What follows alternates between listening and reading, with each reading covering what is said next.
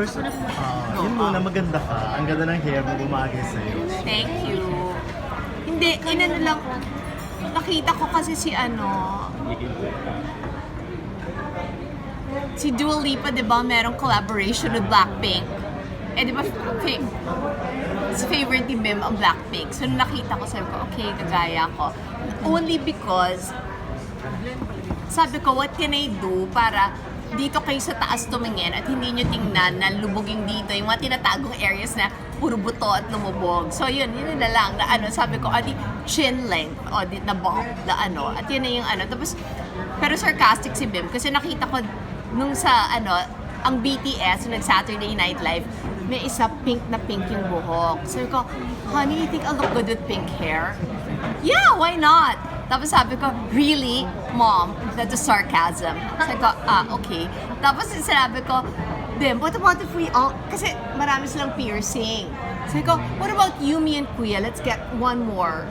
And then sinabi niya, sure. Tapos sinabi niya, really? What kind of mom are you? Other moms don't allow their kids, and you're the one who wants us to get pierced. And I said, I'm a fun mom. And then sinabi niya, we don't want it. Tapos sinabi niya, I'll call Kuya. Kuya, do you want your ear pierced? No! Gawa rin yung isa. Hindi na. Ganun lang. Wala lang. Siguro kaya yung yung mga millennials get ako. Dahil ako gusto kong pa-pierce yung mga bata. Yung mga bata ayaw. Naloka sa nanay nila. Pero how are you na, Kris? Kasi maganda yung dating mo nga ngayon. Does it mean na parang happy ka naman? Hindi, nasanay finally sa gamot. Ang tagal. Nakalagay naman talaga dun sa na it will take 3 months to get used to it. But, honest magaling lang si Jonathan kasi yung ganitong init, marami siyang tinakpan. Kasi talaga, yung ano ba yung tamang term? Mottling. M-O-T-T-L-I-N-G. Hindi yung sa upper layer, pero under, makikita mo na namumula talaga. Kasi nga, anipis-nipis na ng balat ko. So, under, makikita mo na nandoon yung malalang Kasi, parang pantal, pero sa loob. So, natatakpan ng makeup yon. So, yun yung yun yung issue. So, ngayon parang, like, ang init nga dito, marami pang kulungan. Kasi, bago pumunta dito, naka-ready na yung, dinoble na yung yung third generation na antihistamine. Tapos, as soon as I wake up, kasi dapat on a totally empty stomach, yung para sa thyroid. So, tinake na yon. Tapos, ngayon, yun. Tapos, kaya nagtanong ako dun sa kung saan nila lulutuin yung food. Kasi, bawal ang cross-contamination. Ang daming bawal sa buhay ko. Yung kasi you're not supposed to fry. Kunyari, ihingi ako ng fry, I'm sure tinatanong ni Alvin kung ifa-fry ba yon in the same na kung saan ka nag-fry ng shrimp. Hindi ako pwede doon. Kailangan sa hiwalay na oil na ginagamit. Kasi doon ako allergic. Yung mga allergic akong pagkain, dapat, di ba pag restaurant, di ka sigurado? Oo, yun. Kris, kahapon, maganda yung balita na nagkaayos na kayo ni kuya mo. Pwedeng may mga i-share ka na I prefer not to kasi private siya. So, siya na lang. Kasi baka naman naging okay na kami, mag-away na naman kami dahil sabihan ako na you're so madaldal. So, I think it's more than enough na finally, especially kuya, doesn't have to feel torn. Kasi alam mo initially nung Saturday night, sinabi niya na rest na lang ako, mama, I won't go. Kasi nung akala niyang hindi ako pupunta. And then, tapos, kasi maaga yung lunch, so I didn't think pupunta si brother. So, walang ganong parang napag-usapan na magkikita lahat? No. Walang Sinabi lang ng sisters ko na there's lunch, 12:30, you wanna come? Ganyan. Casual na sinabi. So, ako naman, in my mind, I'm sure iniimbita kami kasi baka nasa Tarlac. Kaya kami in-invite. Tapos nagkagulatan na lang na, Tapos yun, so, si Josh talaga yung sobrang nag-light up, nag-twinkle talaga yung mata niya nung nakita niya. So parang sabi ko, it was worth it na. Kung ganun yung ano, di ba, yung isipin mo na lang in those terms na the one pinaka-bothered by the entire thing, who felt he had to prove na, Mama, I'm not going to be disloyal, was him. Kasi it reached a point na si Rochelle, sabi nga ni Rochelle, banggit ka ng pangalan ko, baka ako sino na sumaksak sa akin. Sabi ko, hindi, kasi parang ano daw, yung tinanong pa si Rochelle when I was in Singapore, pinagbawalan ba yan na dinner sa akin? Kasi 3 times niyaya si Kuya. At each time tinext na, Mama's in the hospital, I have to sacrifice, I cannot go. So, sabi ni Rochelle, hindi. Walang sinabi, walang bilin na siya lang mismo talagang ayaw. So, parang, ang natanggalan ng tinik sa dibdib was Kuya. So, for that alone, I think, tapusin na natin doon ang kwento. Parang, the adults should behave like adults. Because if kung yung mga bata were able to be mature about the whole thing, dapat mas magpaka-mature yung mga adult. So for 1 year na yung relationship nila ni Bing tsaka ni Josh kay ex-Bing, continuous? As in, nagkikita ba sila? Nagbabanding? Ay, konti lang. I think, binilang namin, parang in an entire year, si Josh, more of Josh because siya talaga yung mas madalas na 8 times total in that year. Kasama yung sa hospital. Oo.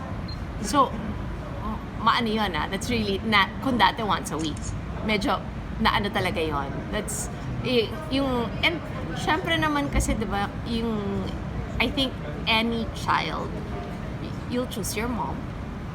And kahit hindi, whether naintindihan niya yung circumstances o hindi, alam niya may gulo, alam niyang may coldness. So, since alam niyang may ganong sitwasyon, nanindigan. So, nakakalimutan siguro ng lahat na magkakasign kaming tatlo. Yung tatlo, Year of the Pig. Alam nyo na, pig-headed. So, may talaga. And siguro na-feel naman niya na kaming tatlo na lang nga ang nasa mundo. Alam nga naman, iwan niya. Kasi, sabi ko kay Bim, don't teach him anything, and you let him. If he wants to go, you allow him. Yung sisters ko nagsabi na, even when they text him to join them, kasi sabi nila na kung i-text daw through me, baka hindi ko pa ibigay yung text. Hindi naman ako gano'n na pero yung so, siya mismo daw, ang no thank you.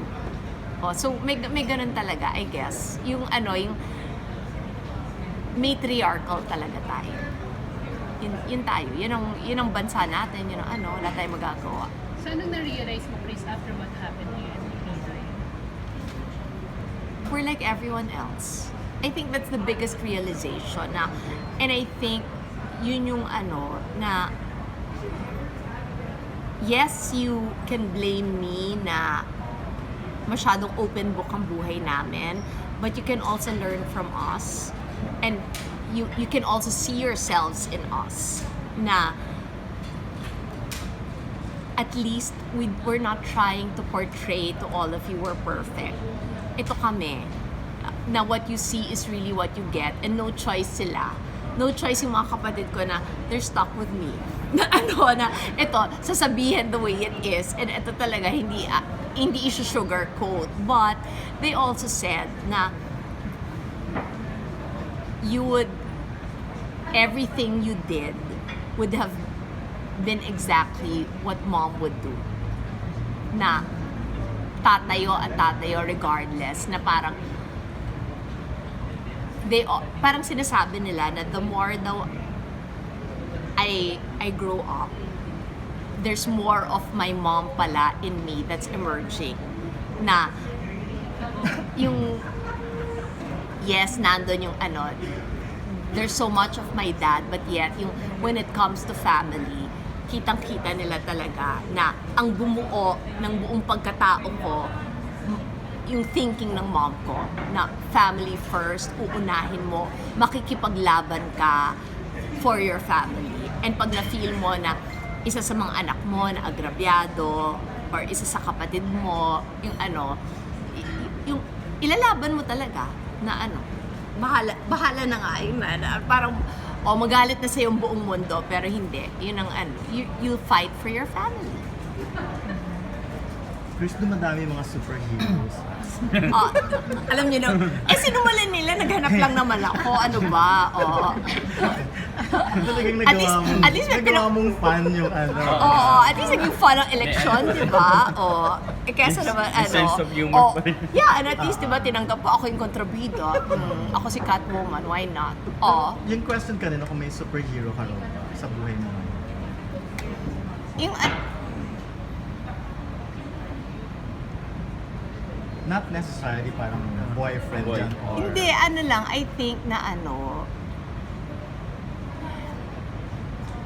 what people I think will never understand is because they never lived it. Na parang they wonder why, bakit hinahayaan si Bim exposed to all of this. When they forget na lahat ng meetings ng mom ko with all the lawyers of my dad all throughout martial law, kasama ko for the simple reason na hindi ako mapayag na iwan niya ako. So, parang at such an early age, na-expose ako to, at naintindihan ko because nandun ako. So, I think na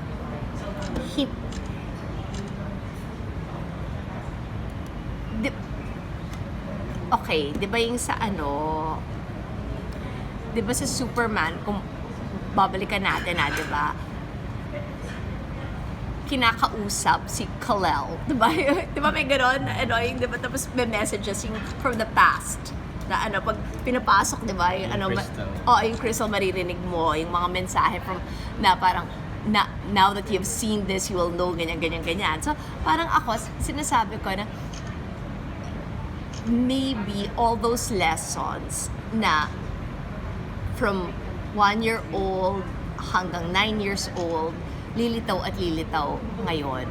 Na parang sabi ko, wait, we emphasize college so much when the most formative years, as far as, kung akong tatanungin nyo, looking back on my education, it's from 0 all the way to 12.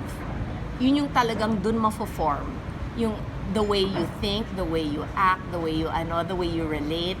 Because ang unang teacher mo naman talaga galing sa kung sino yung primary na parent, whether it's your mother or your father na nandun. And take note, natuto na ako kasi dati sasabihin ko mother, but now I realize na there are instances na yung tatay yung primary, or there are instances na like with Audrey, pag nakikita ko na siya yung talagang nandun. So yung, it's a realization for me na yung we were really shaped, or at least I was really shaped by my mom. Yung so everything I am now, pati yung sabi ko nga, true, yung nung tinanong niya about drugs, totoo naman yun talaga. We can talk about taxes. Diyos ko, aabutin tayo 2 weeks. Ay! There's Lindol. Yes, may Lindol. Wala na ng kuryente. Umuwi na tayo. Talipasin naman. Shake pa, Nag-shake. Yes. Pantilad tayo. Ano naman to? Hindi naman din. I want to go home. My sons. Because nasa fault line kami. Ayaw. Uy, mag-check kayo. Tawag sa bahay. sabi na. Malakas. Yes, malakas yun. And we're in Green Meadows. Check. So, my God, my house. Check dito sila din. Check si Bim at si Nakakahilo Kuya. siya. Nagsishake. Ano? Nakakahilo siya. Yes. Na-vertigo ako. Ikaw din? Ako din. Na ako? Wait At nag-shake pa. Subunan pa na yun. Shake pa, nag-shake na. Lakas na. It's the end of the world na I'm telling you. Buti na lang binili ko lahat ng Chanel na gusto ko bilhin. At least na-experience ko siya. Buisit, ang laki pa ng tax na binayaran